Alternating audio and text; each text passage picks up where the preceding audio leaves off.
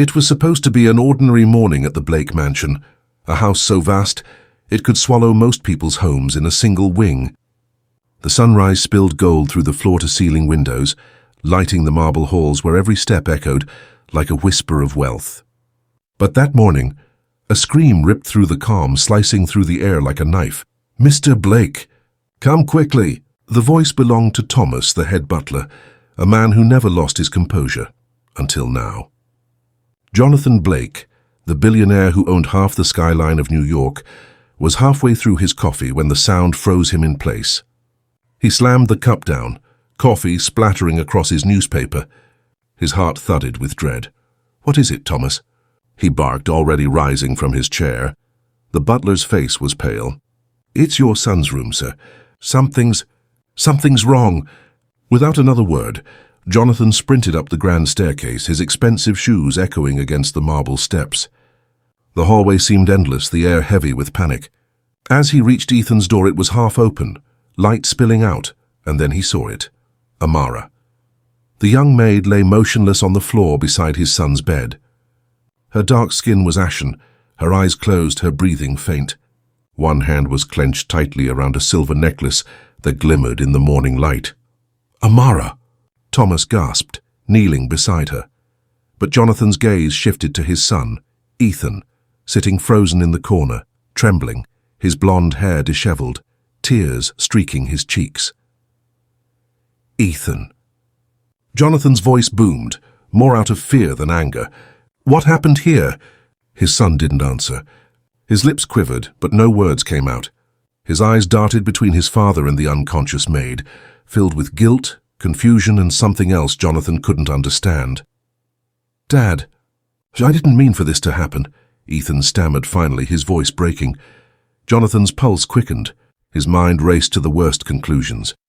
What was Amara, a maid, doing in his son's room at this hour?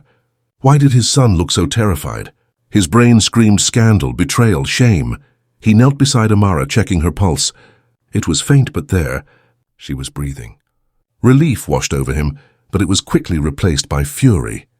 "Call the doctor," he ordered, his voice trembling. "Now!" As Thomas ran off, Jonathan turned his glare toward Ethan. "Explain yourself, young man. Why was she here?" Ethan just shook his head, sobbing harder. "Dad, please. It's not what it looks like." But Jonathan didn't want to hear it. His mind was already building walls of suspicion and anger. He saw his empire, his family name, his reputation, all threatened by this one image, the billionaire's son and the unconscious maid. Minutes later, the family doctor arrived and examined Amara quickly. "She's alive," he said. "Looks like she fainted. Probably stress or exhaustion." Jonathan's jaw clenched. "She'll be fine?" "Yes, sir, but I'd recommend she rests at the hospital for a day or two." As they lifted Amara onto a stretcher, the necklace slipped from her hand, a silver pendant shaped like a heart. Jonathan picked it up, frowning. It looked oddly familiar, but he couldn't remember where he'd seen it. He pocketed it without a word, watching as the maid was carried out. The mansion fell silent again, but it wasn't peace. It was tension thick enough to choke on. When the door finally closed behind the ambulance, Jonathan turned to Ethan once more. His tone was low, cold, and sharp as glass. "I don't know what's going on, Ethan, but this," he gestured toward the door, "this ends today. I will not have this family dragged through the mud because of a maid."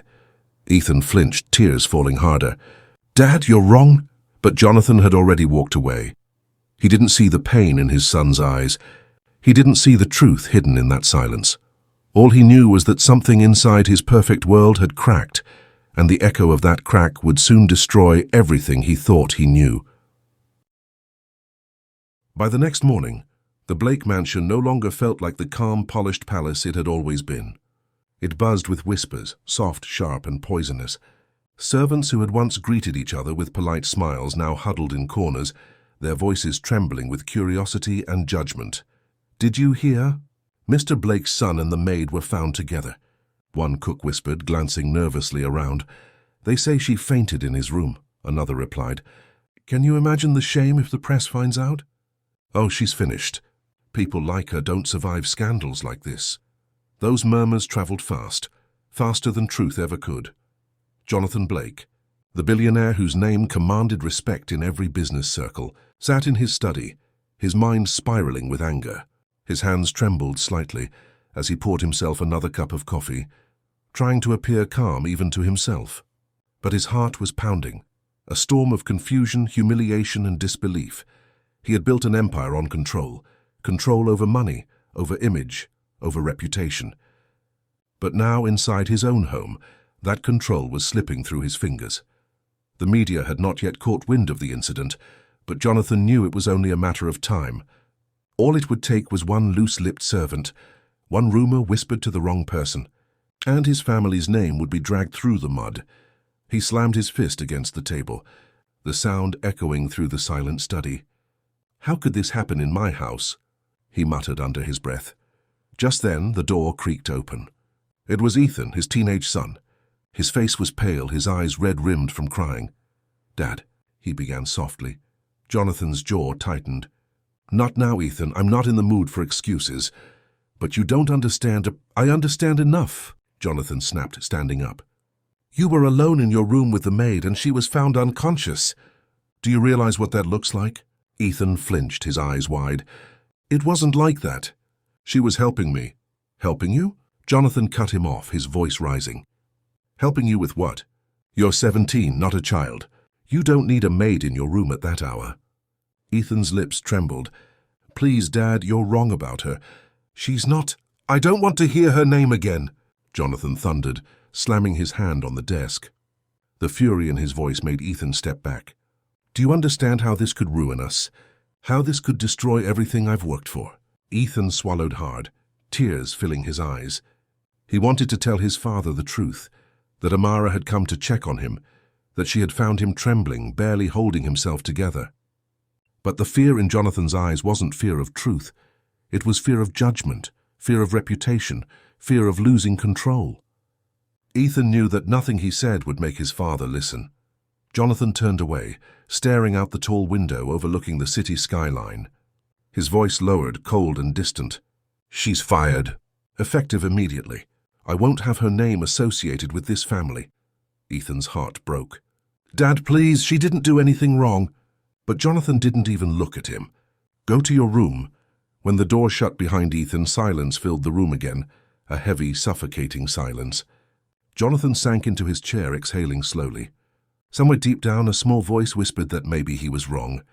Maybe he should have listened. But pride, the same pride that had built his fortune, kept him from even considering it. That afternoon, Amara woke up in the hospital. Her body was weak, but her spirit was even weaker. The first thing she saw when she opened her eyes was a nurse handing her an envelope. "This is from Mr. Blake's office," the nurse said gently. Amara opened it with trembling hands. Inside was her final paycheck and a short note typed neatly on company letterhead. "Your services are no longer required. Do not return to the Blake residence." Tears welled up in her eyes. She hadn't even been given the chance to speak, to explain. The people she had worked for, the family she had cared for, had thrown her away like she was nothing. When she returned to the mansion later that day to collect her belongings, no one met her eyes.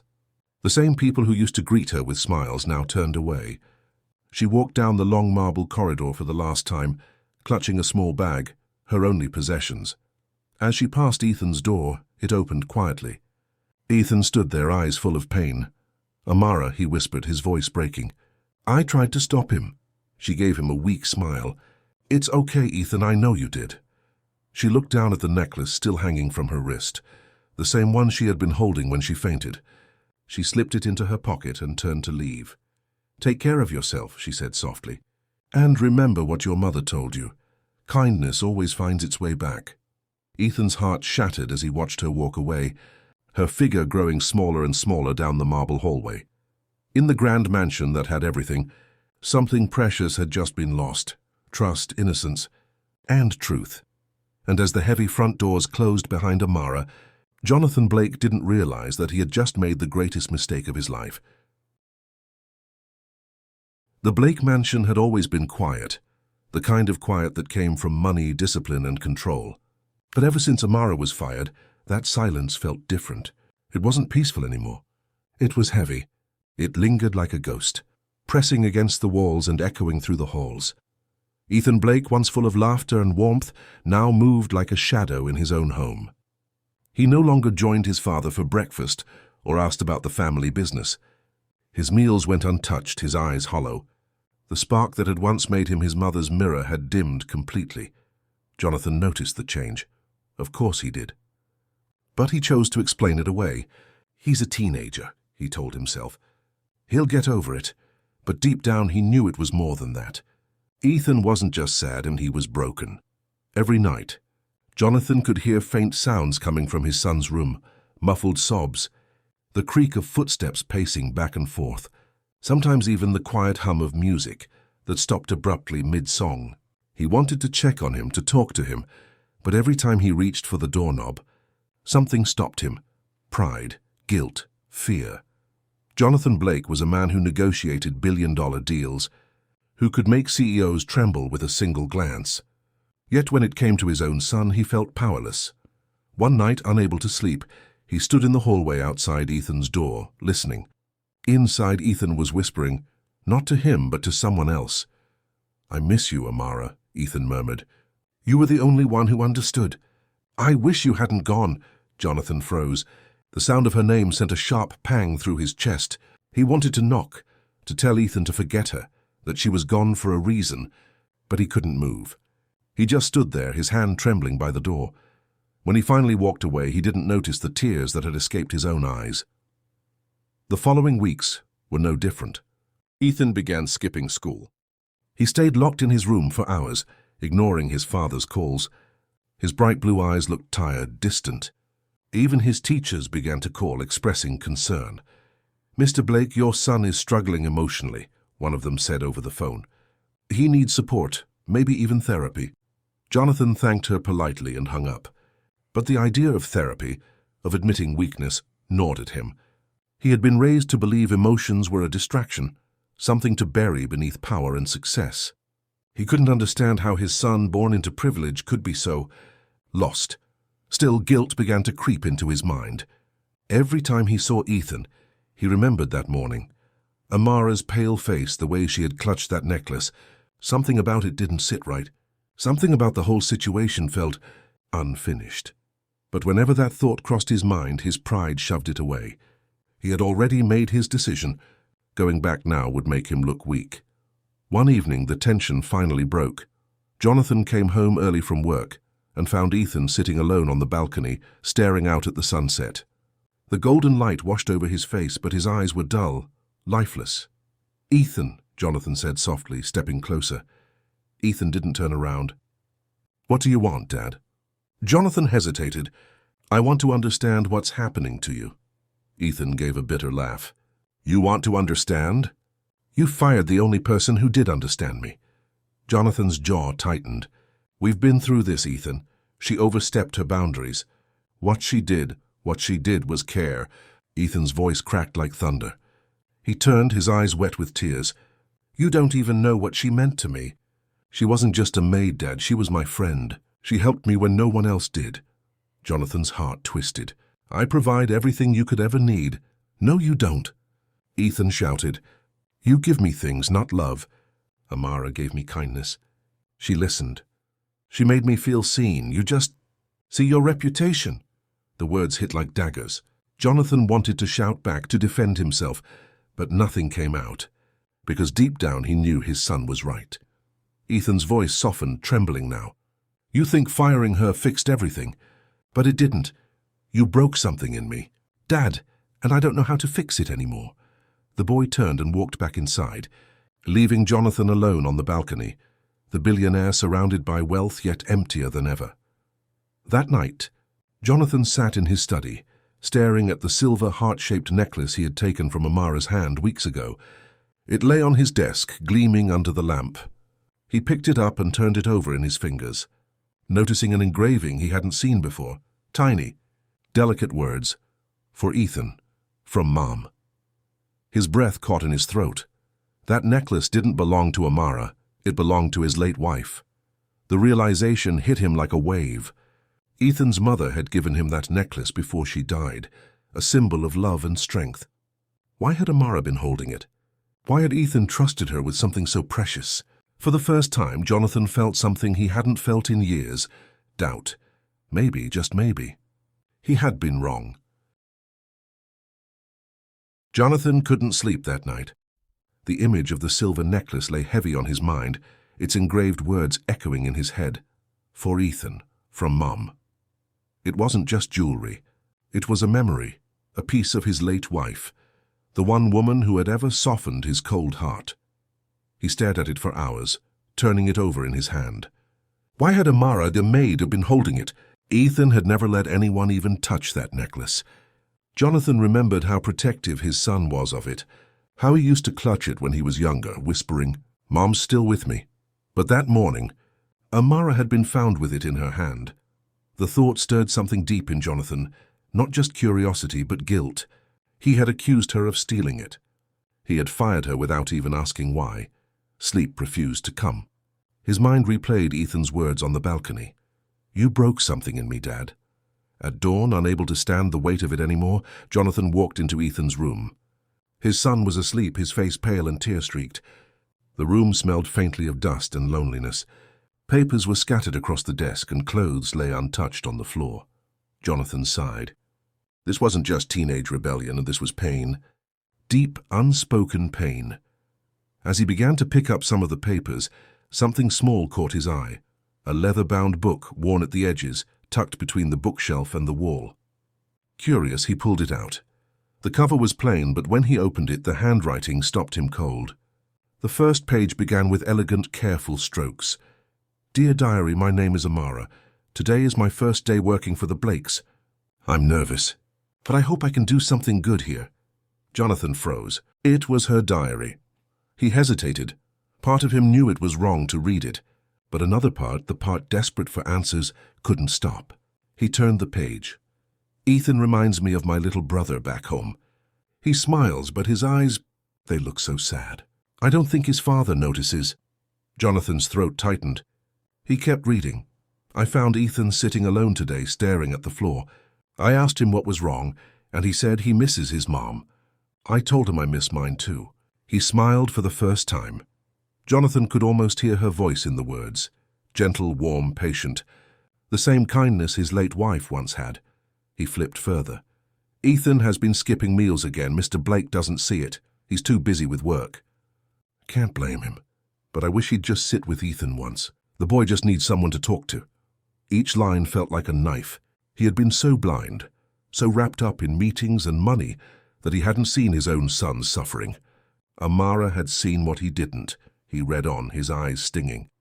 "Today," Ethan cried. "He said he feels empty. I told him it's okay to cry. Even strong people do. He said his dad would never cry." I laughed. "Maybe one day he will." Jonathan shut the diary for a moment, pressing his hand over his face. His chest ached with shame. The more he read, the more he saw the truth. Amara hadn't been a troublemaker or a thief. She had been the only person who cared enough to help Ethan when Jonathan didn't.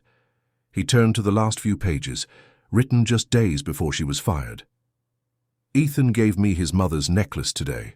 I told him I couldn't accept it, but he said it would remind me to keep being strong for him. I promised to give it back when he didn't need me anymore." Jonathan's vision blurred. That necklace, the one he thought Amara had stolen, was a gift from his own son. The final entry stopped his heart. "Ethan scared me today. I found him on the floor, barely breathing.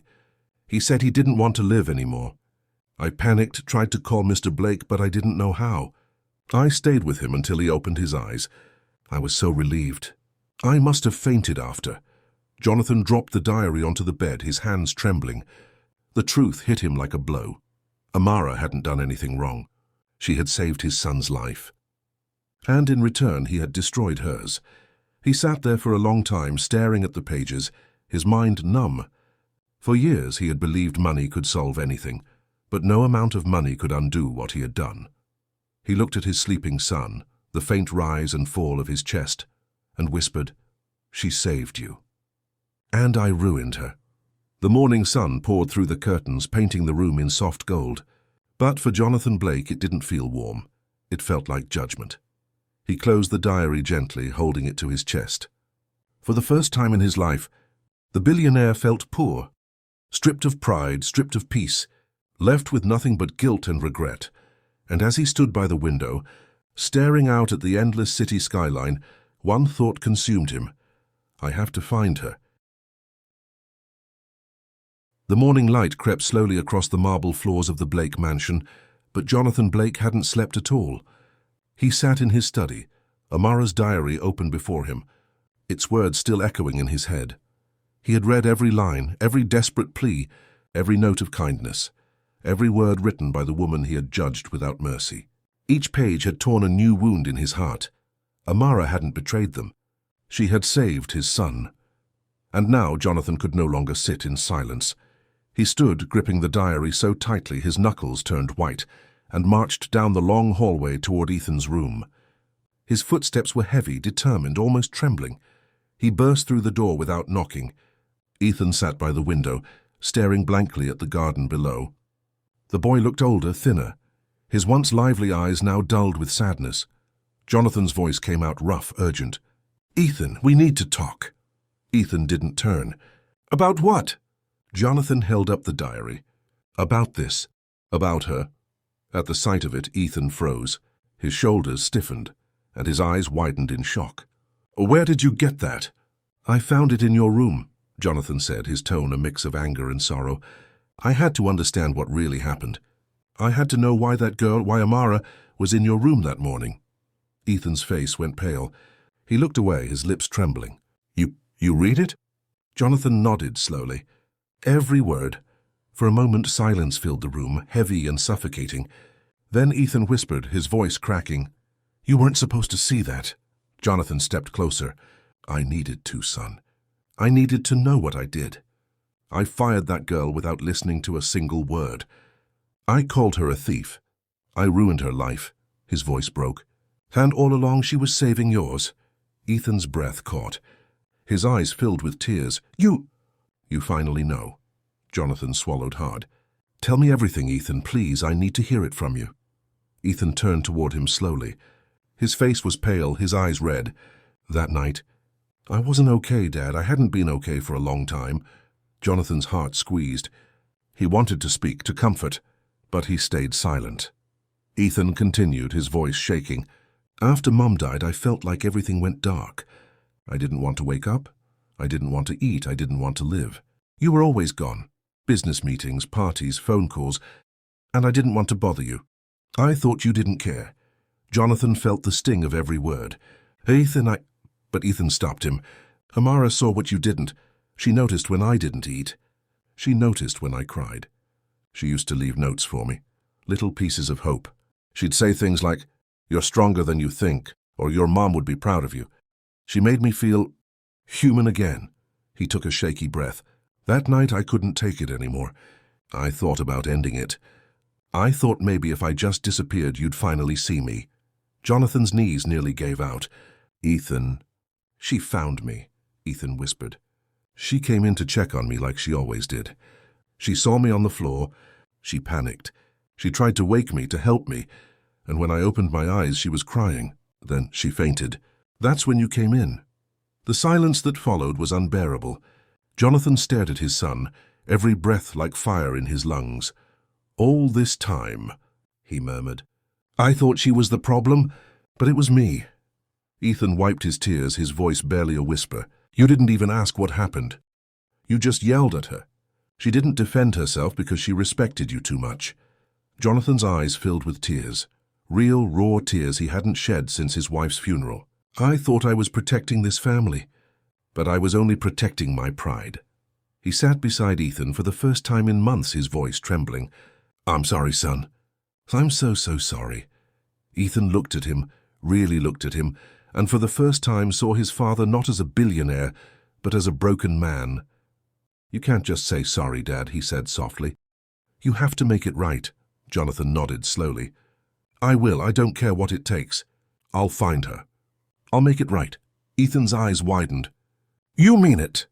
Jonathan placed a trembling hand on his son's shoulder. "I owe her more than an apology. I owe her my son's life." Ethan's lips trembled into a small, hopeful smile. "The first one in weeks. Then let's find her together." Jonathan blinked, surprised. Together. Ethan nodded. She helped me when no one else did. She deserves to know that she mattered, that she wasn't just a maid. Jonathan felt his throat tighten again, but this time it wasn't just guilt. It was something deeper. Redemption trying to rise from the ruins of pride. He pulled his son into a hug, his voice breaking. "We'll find her, Ethan. I promise you, no matter how long it takes." And for the first time in years, father and son held each other, not as two strangers living under the same roof, but as a family trying to heal what had been shattered. The next morning, Jonathan Blake stood before the mirror, staring at the reflection of a man he no longer recognized. The sharp, confident billionaire was gone. In his place stood a father burdened by guilt, shame, and the haunting image of a young woman's kind eyes. He adjusted his tie mechanically, then stopped halfway. What good were designer suits and million-dollar watches when his heart felt bankrupt? For the first time in his life, Jonathan realized money couldn't fix what he had broken. Downstairs, Ethan waited with 2 cups of coffee. His hands were trembling slightly, but there was a new spark in his eyes, hope. "I've been searching online," he said. "Amara's from the South Side. That's all I could find." Jonathan took a deep breath. "That's enough. We'll start there." Ethan looked at him, surprised. "You're really doing this?" Jonathan nodded. "I made her suffer for something she didn't do. I can't live another day knowing I destroyed the only person who cared for you when I couldn't." So father and son got into the car, not the usual sleek black Rolls-Royce Jonathan was known for, but a simple sedan Ethan had used for college. Jonathan didn't want to be a billionaire today. He wanted to be a man seeking forgiveness. The drive to the south side of the city felt endless.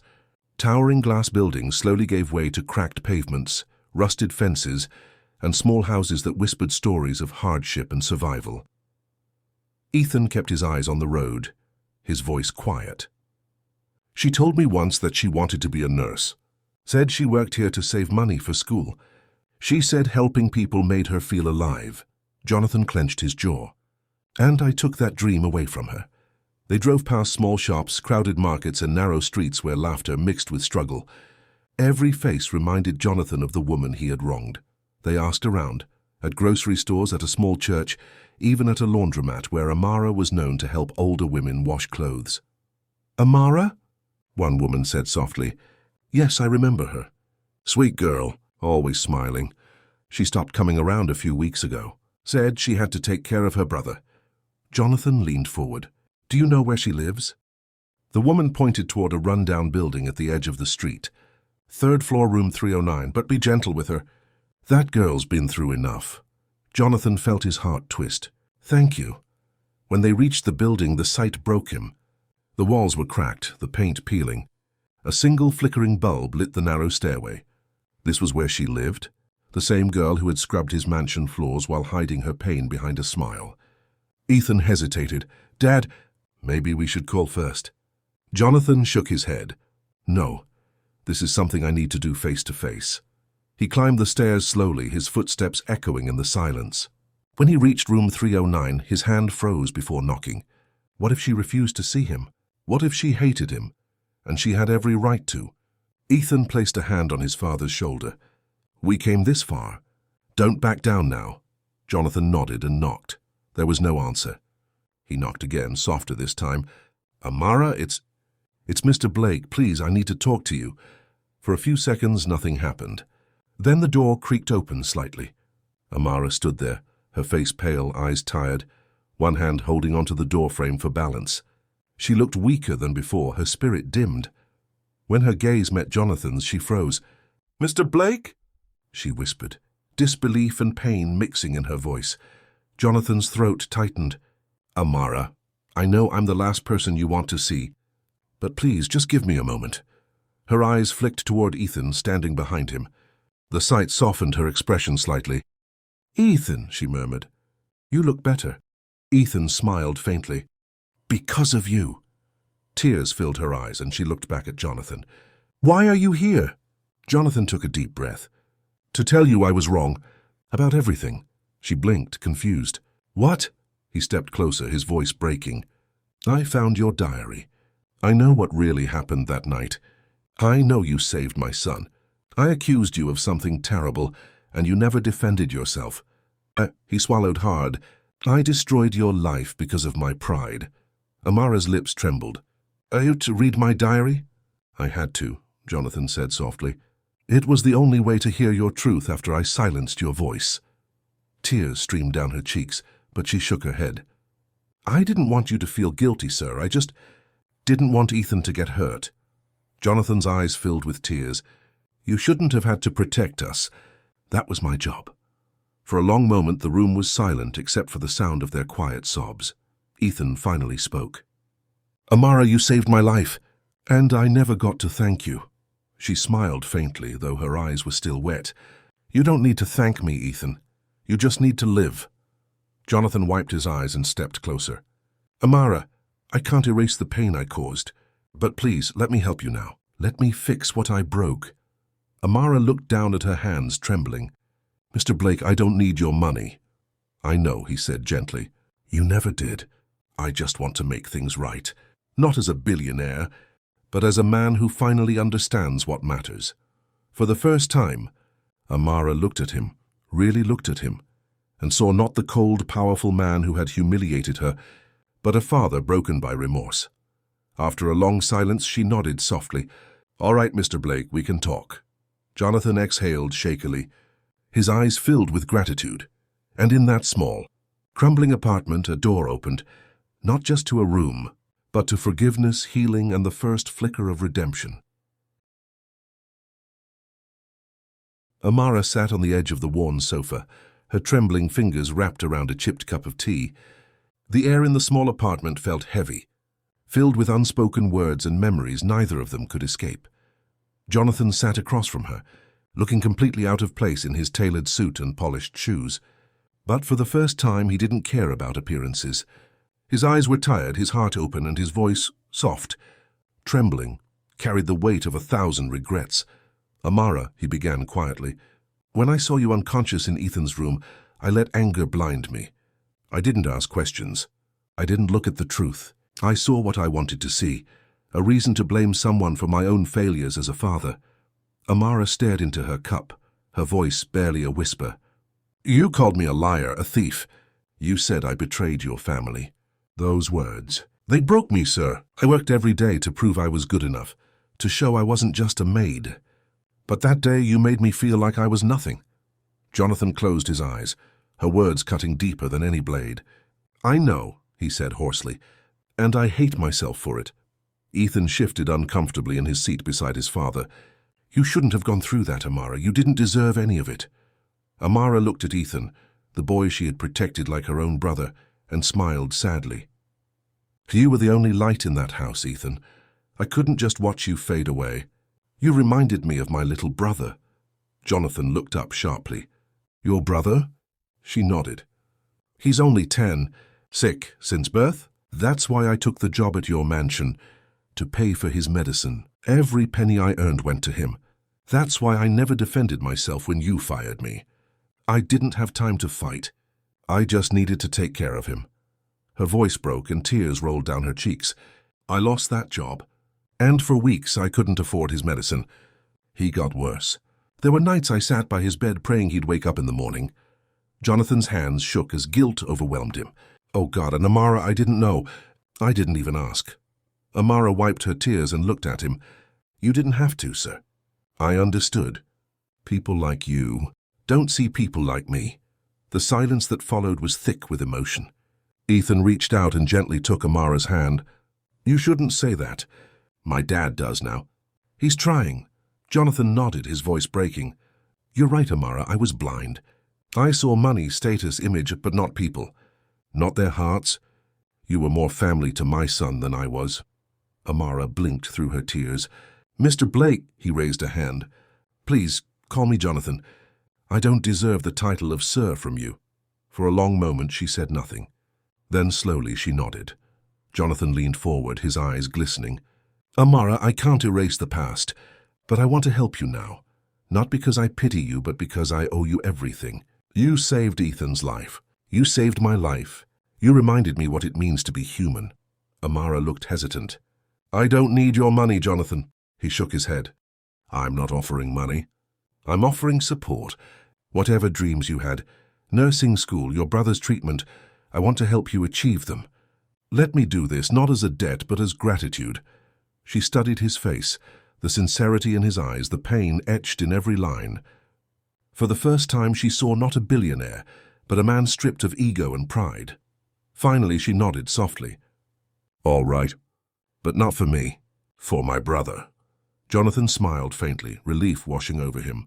"Then it's a promise." Ethan grinned for the first time in a long while. "Dad means it. He's not the same man he was before." Amara looked at Ethan and smiled warmly. "I can see that." Jonathan took a deep breath, his voice trembling with emotion. "Amara, I want to tell you something I should have said the day I fired you." She looked at him curiously. "Thank you," he said, "for everything you did for my son, for your strength, for your kindness. You're the kind of person I hope my company and my family ways can learn from." Tears welled up in Amara's eyes again. She pressed her lips together, unable to speak. Ethan leaned in and said softly, "You taught us what real love looks like."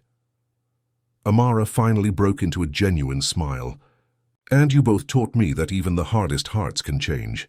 For the first time in months, laughter, small, fragile, but real, that filled the room.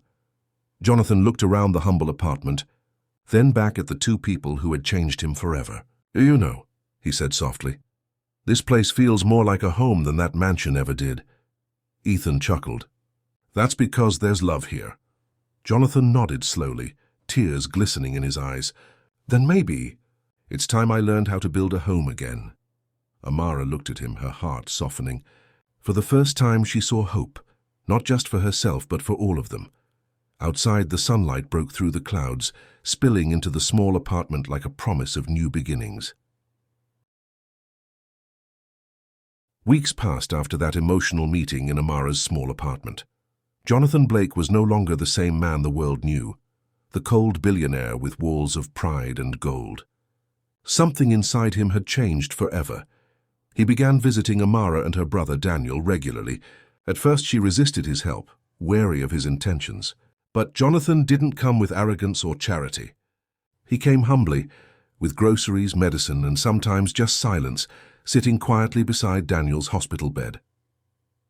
Ethan came too, and for the first time in years, he and his father were truly bonding, not through wealth or power, but through shared humanity. One afternoon, Jonathan stood in the children's hospital corridor, watching Amara comfort her little brother. The boy's thin fingers gripped hers as she smiled, whispering stories to make him laugh. Her strength, her patience, her love, it moved Jonathan deeply. He approached slowly. "How is he today?" Amara turned, a tired but hopeful smile on her face. "Better. The doctor says he's responding to treatment." Jonathan's heart lifted. "That's wonderful." She looked at him for a moment, then said softly, "You didn't have to pay for his treatment, Jonathan. But thank you." He shook his head. "Amara, it's not payment. It's the least I could do for what you've given me." She tilted her head. "And what's that?" He smiled faintly. "A second chance, Kari, to be a father, to be human again." For a moment neither spoke. The air was thick with unspoken emotion. Then Amara's eyes softened. "You've changed. I can see it, but you don't have to carry the guilt forever. Sometimes forgiveness means learning to live better, not just saying sorry." Jonathan's throat tightened. "You'll forgive me?" Amara hesitated, then nodded slowly. "Yes, because hate only keeps the pain alive. And I think we've all suffered enough." He exhaled deeply, tears welling in his eyes. "You have no idea what that means to me." Just then, Daniel stirred awake, his small voice breaking the silence. "Amara?" She turned instantly. "I'm here, baby." He smiled weakly, then noticed Jonathan and Ethan standing nearby. "Who are they?" Amara smiled gently. "They're our friends." Daniel's eyes lit up. "Friends?" Ethan stepped forward, kneeling beside him. "Yeah, and we brought you something." He pulled out a small toy car from his pocket, a shiny blue one that glimmered in the light. Daniel's eyes widened with delight. "Wow, it's beautiful." Jonathan chuckled softly. "That's the same model I bought Ethan when he was little." Amara smiled, her heart warming at the sight. For a moment it didn't matter who was rich or poor. There were no titles, no walls, no pain, only kindness. Over the next few months, the bond between them grew stronger. Jonathan arranged for Amara's nursing school enrollment, insisting it was her dream and she deserved it. She tried to refuse at first, but Ethan reminded her, "You've helped us heal. Let us help you grow." Amara eventually agreed, and when she received her acceptance letter, she cried, not out of sadness, but relief. Jonathan stood beside her, smiling proudly. "You earned this, Amara. I just opened a door that should have never been closed." Ethan grinned. "She's going to be the best nurse in the world." Amara laughed, wiping her tears. "Maybe not the best, but I'll try my best." The three of them shared a quiet moment of joy, their laughter echoing softly through the hospital corridor. Months later, on a warm spring afternoon, Jonathan invited Amara and Daniel to the Blake mansion. But this time it wasn't to work, it was to celebrate. The mansion looked different. The grand halls that once felt cold and lifeless now buzzed with warmth and color. The walls displayed paintings of family, of kindness, of life. Jonathan had turned his mansion into a home again. When Amara and Daniel stepped inside, Ethan greeted them with open arms. "Welcome home," he said with a grin. Daniel gasped. "This is your house?" "It's huge." Jonathan knelt beside him, smiling. "It used to be a house, Daniel. But now it's becoming something better. A place filled with people who care." Amara looked around, her eyes glistening. "It feels different." Jonathan nodded. "Because the people inside it have changed." He guided them into the living room, where a small plaque stood on the wall. It read, "In honor of those who remind us that compassion is worth more than gold." Amara touched the plaque gently, her heart swelling with emotion. "You didn't have to do this," Jonathan smiled. "I didn't have to, I wanted to." Ethan joined them, wrapping an arm around his father. "We wanted everyone to remember what you taught us, that kindness is the only thing that truly makes you rich." Amara turned to them, her voice soft but steady. "Then promise me one thing." Jonathan nodded. "Anything. Use what you have, it's your power, your wealth, and to lift others, not judge them." Jonathan smiled through his tears. "That's a promise I'll keep for the rest of my life." That evening, as the sun dipped below the horizon, painting the sky in shades of gold and crimson, the four of them stood together in the garden. Amara looked at the father and son she had once served, now her friends, her family in heart. Ethan laughed as Daniel ran across the grass, his tiny toy car racing along the path. Jonathan stood beside Amara, his gaze soft, humbled. "You know," he said quietly, "that night I found you unconscious in Ethan's room. I thought it was the worst day of my life. But now I see, it was the day everything began to change." Amara smiled gently. "Sometimes pain opens the door to truth." Jonathan nodded, eyes glistening. "And you were that truth, Amara."